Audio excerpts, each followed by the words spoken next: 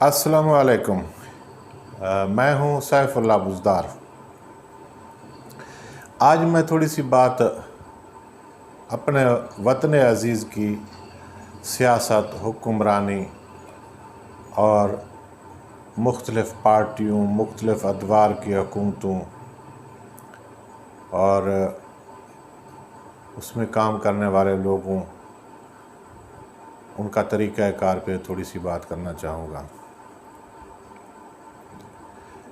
پہلے تو میں یہ بات کرنا چاہ رہا ہوں کہ حکمرانوں کا کام کیا ہے۔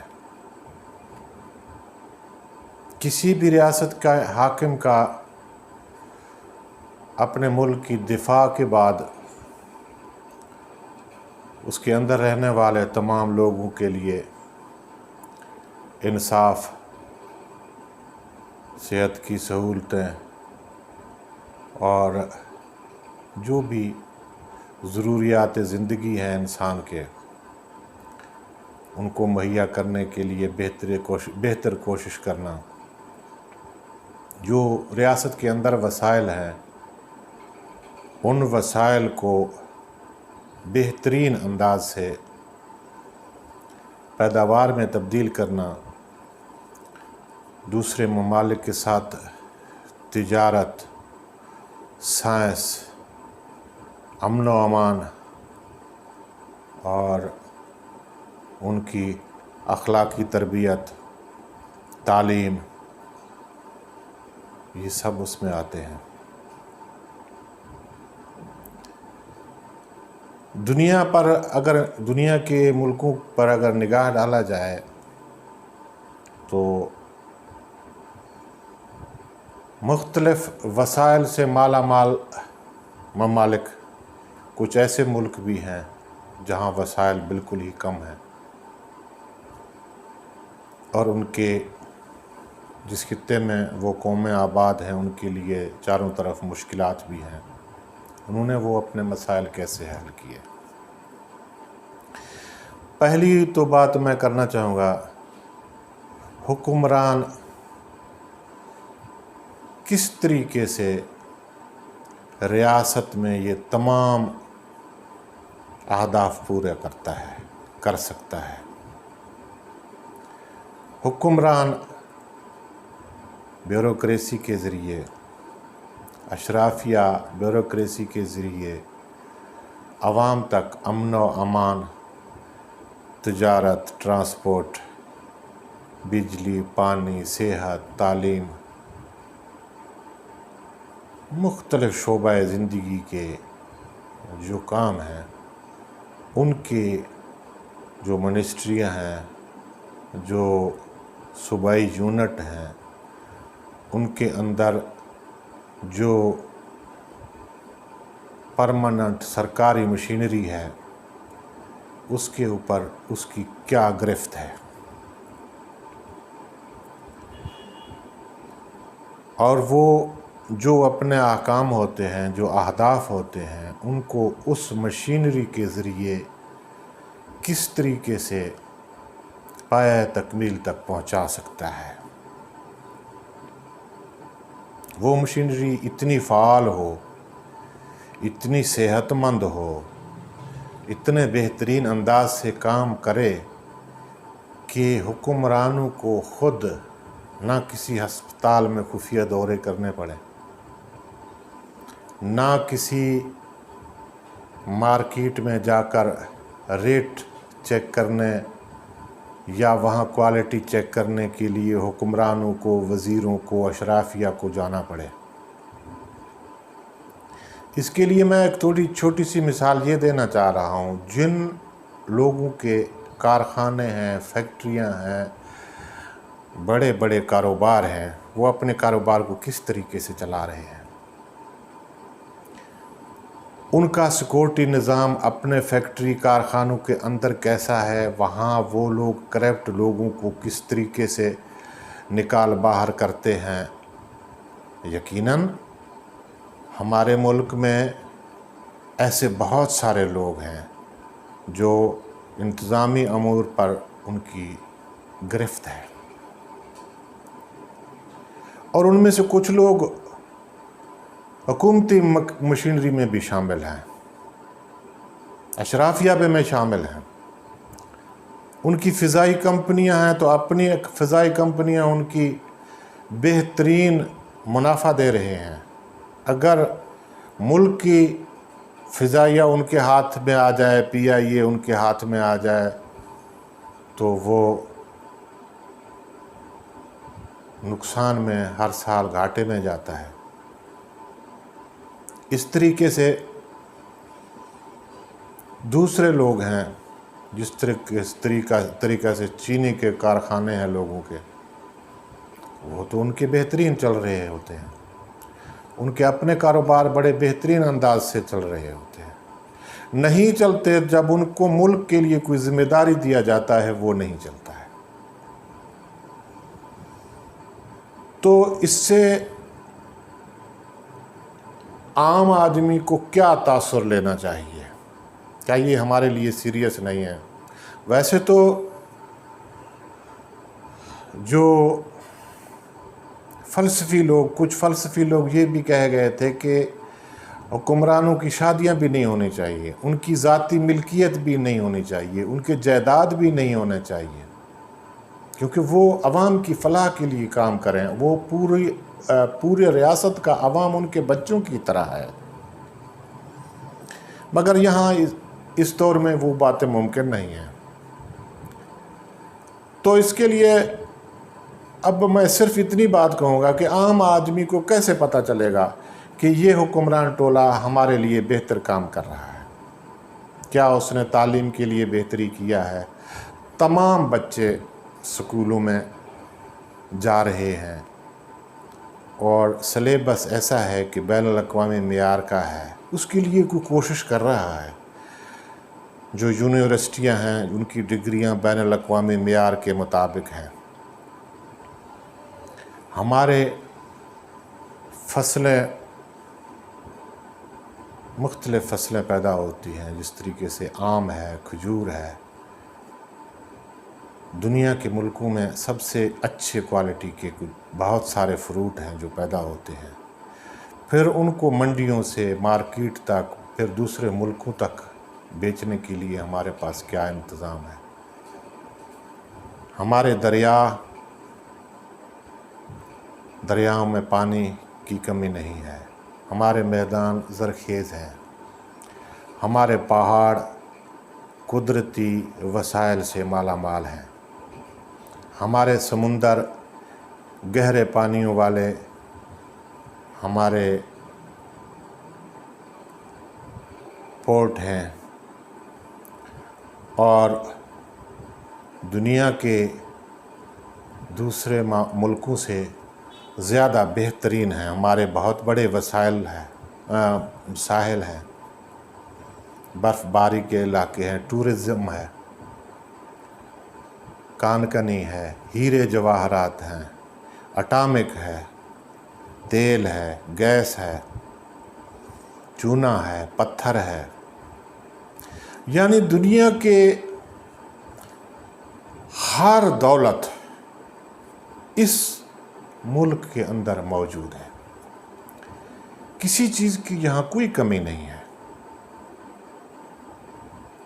اگر کمی ہے تو اس حکمران ٹولے کی ہے کہ جس نے کبھی منصوبہ بندی سے کام نہیں کیے،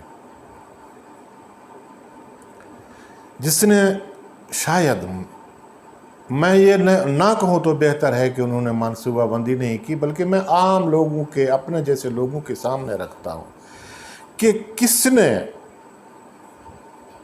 ہمارے دریا کے پانی کو صحیح طریقے سے استعمال کرنے کی کوشش کیا ہے، ہمارے زمینوں کو آباد کرنے کے لیے، بہترین فصلیں اگانے کے لیے،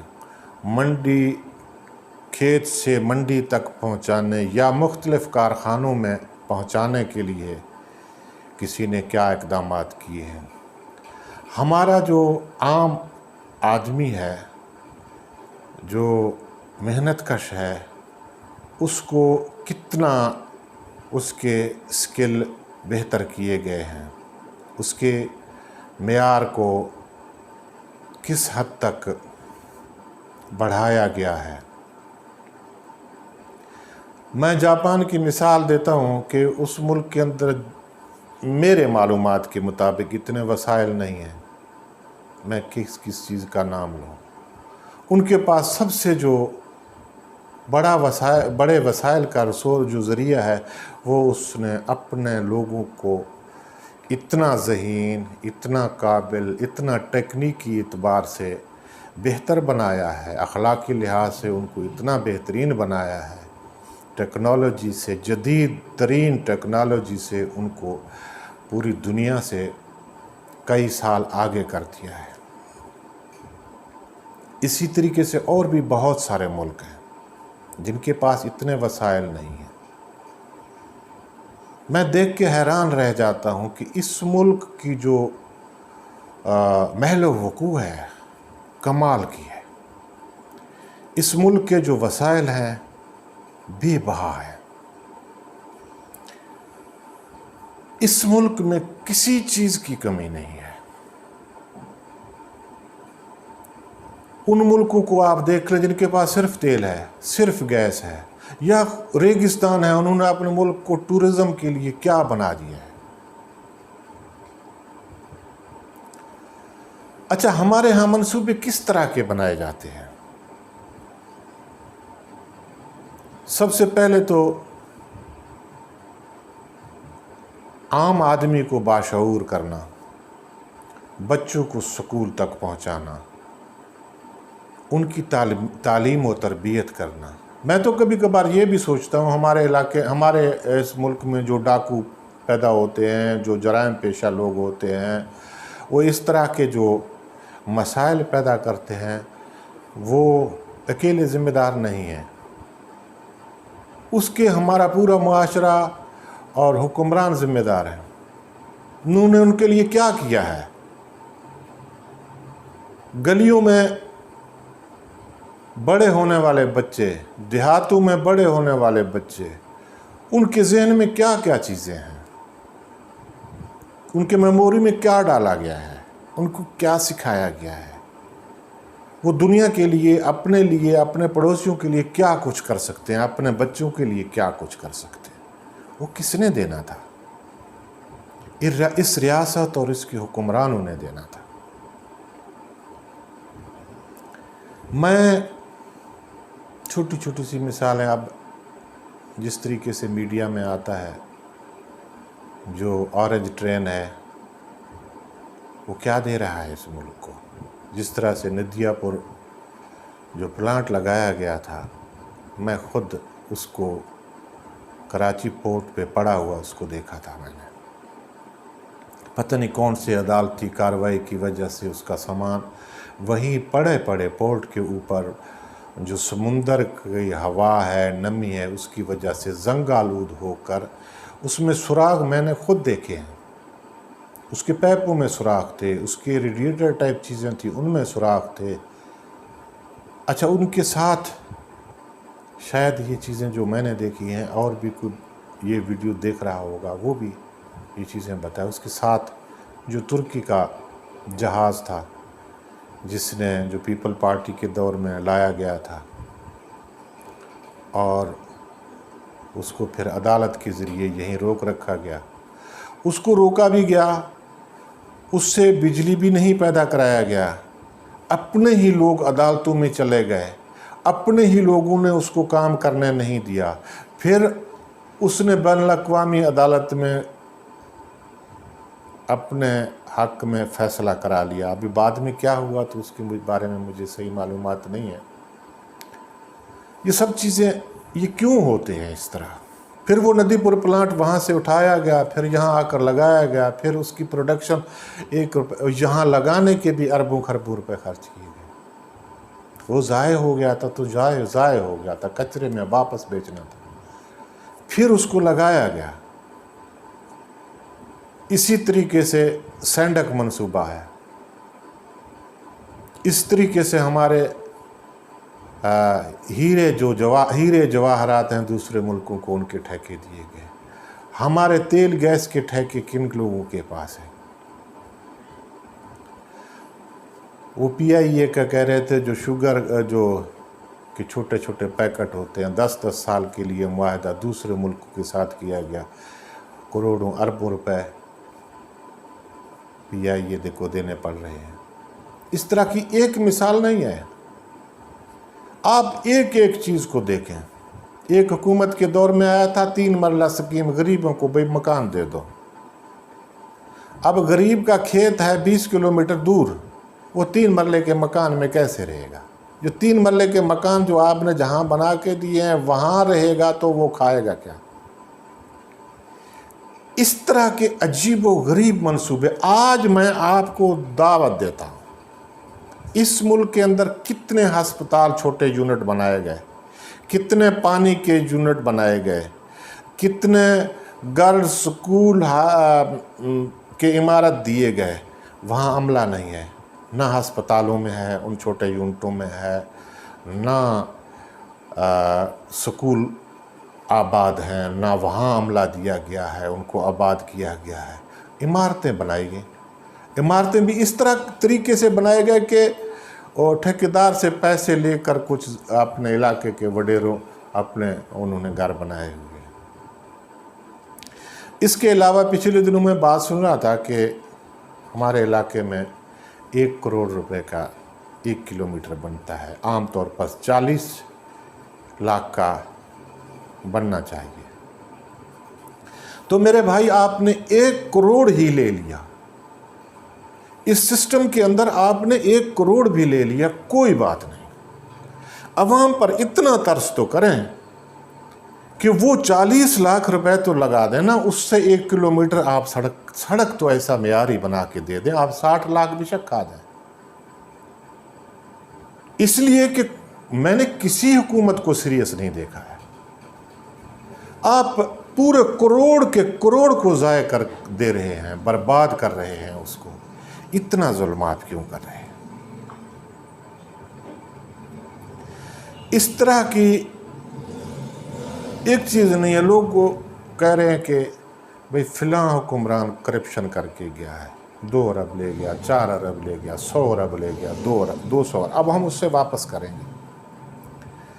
بھائی 1 ارب روپیہ کیسے ملتا ہے؟ وہ ٹھیکیدار کے تھرو ملتا ہوگا، پیپر ورک کرنے کے بعد ملتا ہوگا، کچھ پیسے وہ منصوبے بنائے ہوں گے، جو منصوبے کسی کام کے اس وقت نہیں ہوں گے، جس میں اربوں خربوں روپے لگ گئے۔ ان اربوں خربوں روپوں میں سے کچھ ارب ان کو کک بیک ملا ہوگا، تو اربوں خربوں تو تباہ ہو گئے۔ اب اس کمیشن میں آپ مزید پیسے ضائع کرو گے۔ پھر حکمرانی ہمیں ایسے ملتا ہے، کبھی ہم سینٹ کے ووٹ خرید رہے ہیں، کبھی ہم کسی پارٹی کو راضی کر رہے ہیں، کبھی دوسری پارٹی کو راضی کر رہے ہیں۔ ایسی اشرافیہ، ایسی حکمرانی، اس طرح سے یہ ملک کیسے چلے گا؟ آپ تو چلا رہے ہیں، آپ تو مزے کر رہے ہیں، عام آدمی کے ساتھ کیا ہو رہا ہے؟ جس نے اپنے بچوں کو تعلیم دیا ہے، میں اپنی بچوں کی بات کروں، میرا ایک بیٹا، اس کو نے اتنی تعلیم کیا ہے، میرا دل میں کہتا ہے، میں اس کو کہتا ہوں کہ میرا دل کرتا ہے کہ میں اٹھ کے آپ کو سلوٹ کروں۔ اب میں اس کی ڈگریاں میں نہیں بتاؤں گا، نام بھی نہیں بتاؤں گا، اور سب بچے میرے پوسٹ گریجویٹ۔ اچھا، اب اس کو یا نوکری نہیں ملتی ہے تو اس کے گھر کے ضروریات پورے نہیں ہوتے، آپ لوٹ کے لے جا رہے ہیں، آپ مختلف سکیموں میں لوگوں کو دے رہے ہیں، خیراتی اداروں میں دے رہے ہیں۔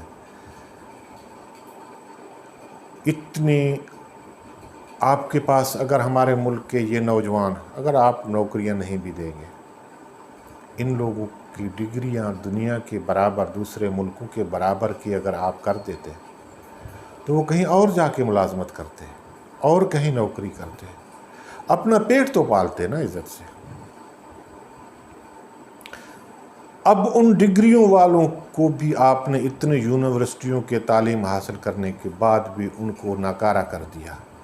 یعنی آپ جو پیداوار بناتے جو کرتے ہیں کہ ایک بار میں کوئی سروے بتا رہا تھا کہ پاکستان میں کوئی تیسرے نمبر پہ ہے دنیا کے دودھ پیدا کرنے والوں. تو اس نے پھر آگے بتایا کہ باقی جو کارخانے فیکٹریوں میں دودھ لے کے جاتے ہیں وہ اس میں اس طرح کے کیمیکل ملا کے اس کو خراب کر دیتے ہیں. باقی جو گوالا ہے وہ اس کو خراب کر دیتا ہے، وہ پورا کا پورا ضائع ہو جاتا ہے، حفظان صحت کے اصولوں کے مطابق نہیں بنتا. ایک بار میں ٹھٹا سجاول کے پاس ایک سگریٹ کمپنی کا ایک گاڑی کھڑا تھا اور اس کے لوگ بھی تھے، وہ ایڈورٹائز کر رہے تھے کسی دوسرے ملک کے برانڈ کی جو سگریٹ بیچتے ہیں. تو کہتے تھے کہ ہمیں جو سگریٹ خریدتا ہے ہم اس کے شناختی کارڈ نمبر لیتے ہیں، پھر ان کے ساتھ ہمارا رابطہ ہوتا ہے. پھر وہ لمبی چوڑی کہانی بتا رہا تھا. میں نے بولا آپ کہاں؟ آپ پورے ملک میں ہم پھرتے رہتے ہیں، اپنے گاڑی کے ساتھ انعام بھی دیتے ہیں، سگریٹ بھی بیچتے ہیں، ان کے نام بھی لکھتے ہیں. میں نے بولا کسی این جی اوز وغیرہ کسی نے، کوئی سرکاری ادارے نے آپ کو روکا تو نہیں؟ نہیں، کسی نے نہیں روکا. اب وہ ہمارے نوجوانوں کو برباد کر رہے ہیں. پھر پہلے وہ اپنا سگریٹ بیچیں گے، پھر وہ جو بیماریاں ہوں گی اس بیماریوں کی دوائیاں بیچیں گے. ہمارے ملک میں یا دوسرے ملکوں سے آنے والا جو کچرا میں دیکھتا ہوں جو یہاں بک رہا ہے، وہاں وہ ناکارہ ہے ان کے لیے، وہ اپنے ملک میں پھینکتے ہی نہیں ہیں. ہمارے ملک میں وہ کچرا آ کے کچھ لوگ اپنے کام لگاتے ہیں، اس کے بعد پھر اسی ملک میں وہ دفن ہو جاتا ہے. یعنی کچرا گھر بھی ہمارے ملک کو لوگوں نے بنایا ہوا ہے.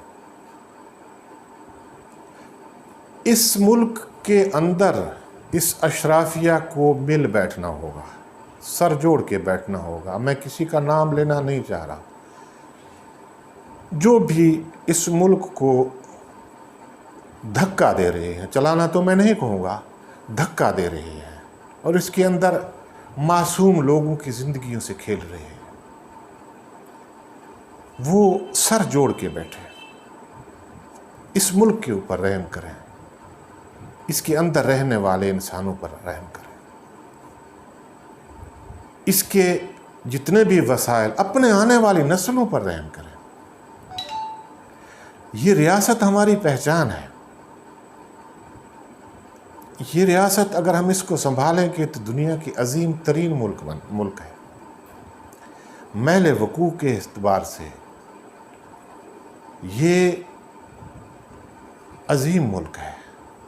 یہ وسائل کے اعتبار سے، یہ اپنے قوم کے اعتبار سے، یعنی ہر لحاظ سے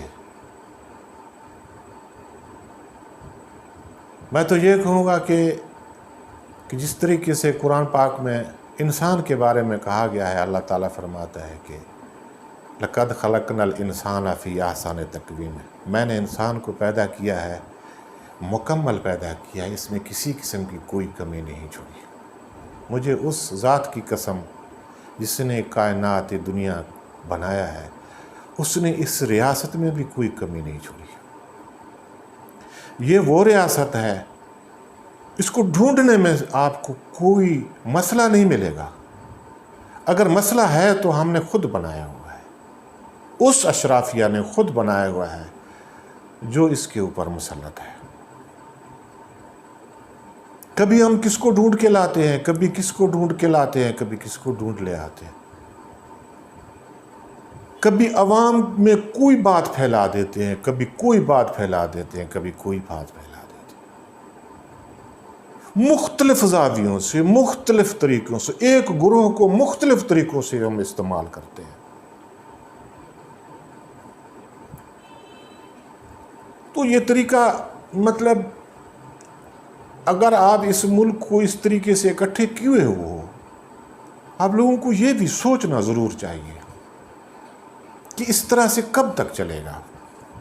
یہ معصوم لوگ جو دنیا کے عظیم ملک میں رہتے ہیں، دنیا کے وسائل والے ملک میں رہتے ہیں، ایک بہترین موسم والے ملک میں رہتے ہیں،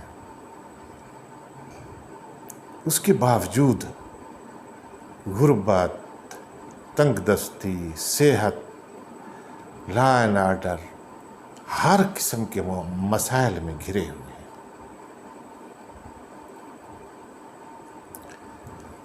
یہ کب تک ہوگا؟ میں تو آج تک کی اب کی بات میں اس طریقے سے کروں گا کہ آپ نے سینڈک کے منصوبے پر کوئی نئی قانون سازی کیا ہے؟ آپ نے جو ہمارے ہیرے جواہرات کے کان ہیں ان کو جو پہلے جس طریقے سے حکمرانوں نے فروخت کیا ہے اس کے بارے میں کوئی نیا حکمت عملی کیا ہے؟ آپ نے ان دریاؤں کے پانی کے لیے کچھ کیا ہے؟ زراعت کے لیے کچھ کیا ہے؟ لا اینڈ آرڈر کے لیے کچھ کیا ہے؟ عام بچے جو سکول نہیں پہنچ پاتے ان کے لیے کچھ کیا ہے؟ کورس کے کتابوں میں ایسی کوئی تبدیلی کی ہے جو بین الاقوامی معیار کے مطابق ہو، جس میں آپ ذہنی طور پر مزید لوگوں کو مفلوج نہ کریں، آپ ان کو ایک عظیم انسان بنائیں، دنیا کے ساتھ رہنے کے لائق بنائیں۔ یہ دنیا کی آبادیاں اٹل ہیں، انہوں نے بھی زندہ رہنا ہے، ہم نے بھی زندہ رہنا ہے۔